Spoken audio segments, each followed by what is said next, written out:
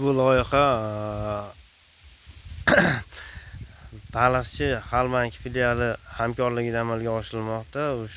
Ushbu loyiha Andijon viloyati Baliqchi tumani Sherobod muhitida joylashgan 2272 konturida amalga oshirilmoqda. Ushbu loyihamiz maydoni 2272 konturimiz maydoni jami 10 gektarni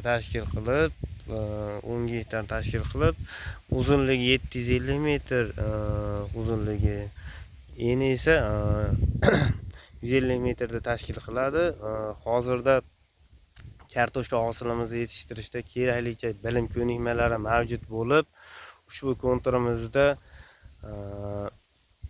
50 ta dehqon xo'jaligini tashkil qiladi. O'rtacha 20 sotikdan to'g'ri keladi har bir dehqon xo'jaligiga. Ushbu loyihani amalga oshirishda Yashil vodiy javohiri amalga oshirib kelmoqda. Hosilimiz o'rtacha gektariga 18 tonnani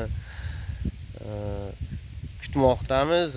Jami yerimizdan esa 180 tonna kartoshka hosilini kavlab yig'ishtirib olish ko'zda tutilmoqda. Kelajakda yana 10 gektar yer maydonini qo'shib shunaqa loyihalarni amalga oshirish istagimiz bor.